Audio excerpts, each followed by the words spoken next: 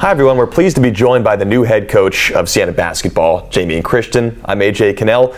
Coach, first of all, just congratulations on being the new head coach at Siena. Thanks, man. Fired up to be here. Love the tradition. Love the opportunities here. We got a lot of work ahead of us, but we're all juiced to do it.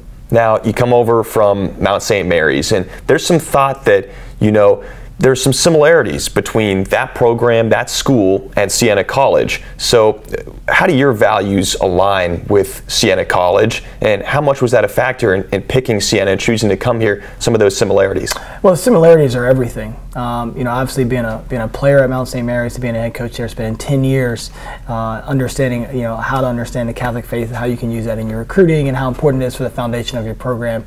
It's something that's a fabric of everything we're going to do here. And just having a fully understanding of Siena College and the things that make it really special. I'm going to keep learning those little nuances here. But one thing that sticks that are very common between both are the fabric of the people. The people here who love basketball, they love our college, they love what we're doing here, and our players feel that love, and that's really important for them to understand. It's a genuine love and passion for their daily improvement, and that's going to be really exciting to be a part of. Coach, what are some of the key principles of mayhem? Well, it's an exciting brand of basketball. It's all about trying to force our opponents to be uncomfortable through the course of a 40-minute game. We're not going to give our opponents an inch. From the first inch line on the floor, we're going to make sure we meet our opponents there. And but for us to do that, we've got to be so super conditioned, and we've got to be so connected as a unit. And that's how you really create mayhem. It's about being a connected unit of guys, having a full understanding of every facet of the game that we've got to be able to do, and really being excited to do it with a group of guys that you love. We've got a lot of work ahead of us to get there, but I'm excited about that opportunity, and the strength and conditioning component of it this summer is going to be really exciting. Working with a great guy, Ian Farrell, down there. He's one of the best. I know one of the key things that you really care about strongly is player development. So what are some key principles now for when you think about developing players on a college basketball program? What are the most important ways to do that? Yeah, I love player development. You're one of the younger head coaches in the country, a chance to get out there and sweat with your guys and put your hands on them. And really, if you're a basketball guy, what do you love most? You love getting in the gym. You love an opportunity to improve your skill set. Every one of us, probably including yourself, you watch the NBA playoffs and then you go in the gym the next day and you try to emulate one of those moves. And it's important to keep that kind of passion. It's important to keep that kind of love of the game. And so in skill development, we're going to really increase our guys' ability to handle the basketball. Everyone on the floor has got to be able to handle the ball and be able to make decisions and to be comfortable. The more we can grow those kind of aspects for each guy, the more fun it's going to be. Shooting, my team's at the Mount. We shot the most threes. We didn't always make the most threes in the country, but we shot the most threes. And I think being a threat from the three-point line is very important. It's an equalizer if you're not as big as strong as some people, but it gives you something that you can really hang your hat on. And so we're going to keep trying to establish guys that can shoot the ball well from the outside, and that's going to be a major part of what we're going to do here this summer. Let's now go rewind a second here and take a look at your own personal background and give the fans an idea of where you've come from and how you've gotten here to Siena College. So let's start with your childhood and just what it was like for you growing up, what your childhood was like, and how you picked up the sport of basketball. Yeah, I'm really fortunate. My background's sort of like Carol Dreck's book. It's really unbelievable, that Carol Dreck's book mindset. I'm really fortunate. My mom taught for over 30 years, public school teacher, special education. She's got a tremendous level of patience, and I was able to learn patience from her. And my dad's he's a 6-time All-American track and field at Virginia State, 100 meters, and borderline Olympian, and just a really humbled person who won't even tell you about these amazing stories he was able to have. But high school football coach and track coach, state champion track coach a few times. So our dinner conversations were a little bit different than most places. I had a chance to watch my parents, again, both teachers, have an opportunity to talk about their students and how they're going to impact their lives on a day-to-day basis. And I would be able to see their frustration when students weren't stepping up to the level that they thought they could, but they believed in them so much. And so our dinner conversations are very different. It was very much about the belief of people around them. They're just such humble, loving people, and they really lived a life and have lived a life of being unselfish and working for others. So I'm really fortunate. My brother works for the Oklahoma City Blue right now. He's just a tremendous young coach. He's doing a great job there, and so I'm fortunate. I've got a great background.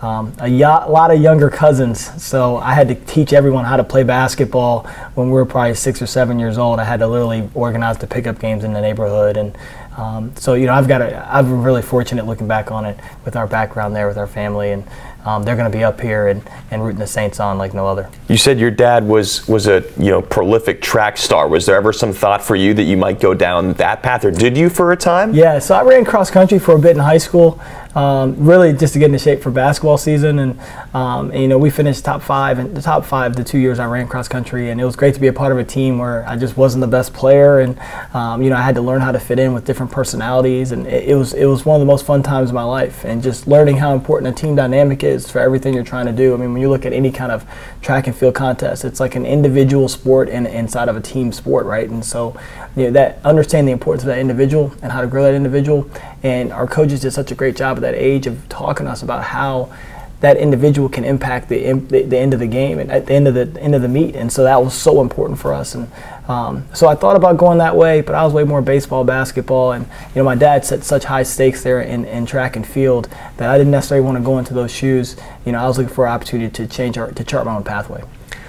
Now, most Siena fans are probably familiar with the fact that you have been an assistant coach under Shaka Smart, and that's a huge part of your resume. So what did you learn in your year at VCU assisting Shaka, and also who are some other key names that have been your mentors, and what have you picked up from them over the years? Yeah, I'm going to go through all of them because I think they all deserve justice, and they're all great. Bob Johnson was the first person to hire me. He was the head coach at Emory and Henry. I got that job before I finished college at Mount St. Mary's, and I had a chance to go down there. At the time I got there, he was in year 25 or 26, but he was just the most knowledgeable basketball coach I've ever been around in terms of understanding different styles of play, and he really encouraged us as assistants to do the same thing. And he's a guy who's had Jimmy Allen, who's the head coach at Army, Nathan Davis, who's the head coach at Bucknell, John Kaufman, who's the head coach at IPFW, Mike Young, who's the head coach at Wofford, and myself. He's had 5 head coaches from a small liberal arts college in southwestern Virginia, and we all started at Emory and Henry. That was our first job, and so he's obviously a tremendous teacher. He created such a legacy between us. I think all of us would say we're living out his legacy every day. Had the opportunity from there to go work for Pat Flannery at Bucknell. Coach Flannery is just one of the best. The way he operated on a day-to-day basis with how he organized the office was unbelievable. I was his operations guy there. I had a chance to work side by side with him and watch how he operated in terms of our fundraising, in terms of how we ran our program, how we organized our assistants, and he really let me in and really taught me a ton there. Also one of the best end-of-game coaches. He always had a player or two there that would be able to score. From there, William & Mary, Tony Shaver, who's done an unbelievable job at William & Mary. Everyone says you can't win at William & Mary, but Tony Shaver's been able to do that consistently over the years. He's the best at, he gets a really good player and he doesn't mess with them. He lets that guy go off and have a great career there, and he does a great job with that, and he just keeps it really light in the office, really understands the perspective. And then from there, fortunate to go work for Shaka Smart, and everyone loves Coach Smart, and I do as well. He's just amazing. His ability to use his relationship with his players to get them to become the best version of themselves is as unique as any I've been around. I had an opportunity to work side by side with him and to learn how we can use some of our youthful exuberance to be able to bring these guys along and help them be at their best. Also really underrated offensive and defensive coach. He does a great job in those areas as well. And so I got a chance to be with him at the end there and just had a chance to put it all together, and it's been a pretty good career thus far. And Coach, then you went on and became the head coach at Mount St. Mary's, and in 6 years there, you went over 500 as a team in conference play every single year. Your second to last year there, you won the regular season championship, the first team in program history to do that in the last 21 years, and you went to the NCAA tournament and won the NEC title twice during your time there in 6 years. So those are some great accomplishments at Mount St. Mary's. What are some of your goals initially and then long term as the head coach at Siena? Yeah, well, everything's about establishing just a strong culture of how we're going to operate here. I think that's really important. We're a very player-centered program. Everything we're going to do is be based on our players and try out how to make them better, and that's the foundation of everything we're going to do. We've already started on that process with some of the guys now of just trying to create an environment that has a high level of love and a high level of empathy, and then when they get back here, we're going to have a high level of competitiveness, and I think you can win with all three of those things being at the highest level when you just got to really work at it. So I'm excited about those things. The biggest goal I have every year is just to try to get the most out of every group we've ever had, and I think that's a tremendous goal. And some people put 20 wins, or to me, if we can get the most out of everyone we have on our roster and continue to get these guys 10% better in the off season and do so in the fall and in the preseason and all that, we're going to have a pretty good team because we've got some talented guys there on the roster. And so it's all about putting our love and our energy and our passion into all of them. We're able to help those guys improve and start to believe in themselves more and more and more and believe in the guy next to them. We've got a chance to have a special year. one of the things you said in your opening press conference was that you want to make sure that this team is the best conditioned team in the country. And that's something that really stuck out to people that were watching that press conference. So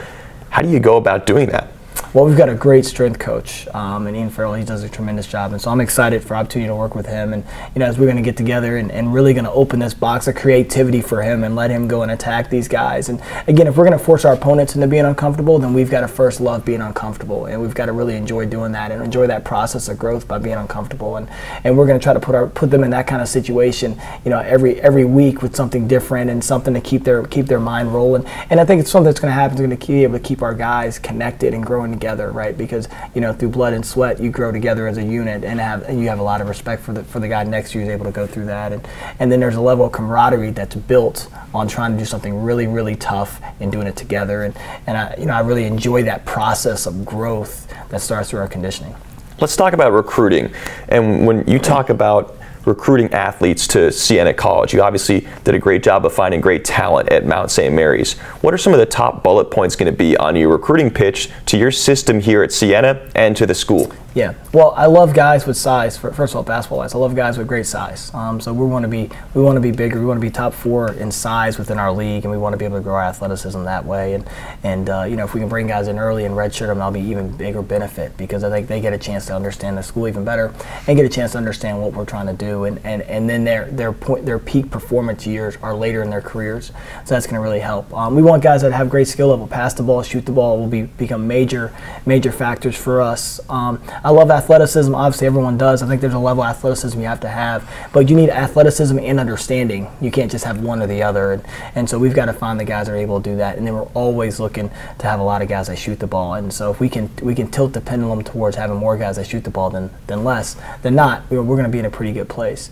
School-wise, we want to find guys that want to love being here, and that's one thing I've loved about being here on campus for a few days. The students love being here. Our players love being here, and I think I want to find people that are going to want to be immersed in our culture and understand the tradition that we have here and why it's so important, fall in love with the academic programs as well, and understand why that's so important and how those things can be life-changing.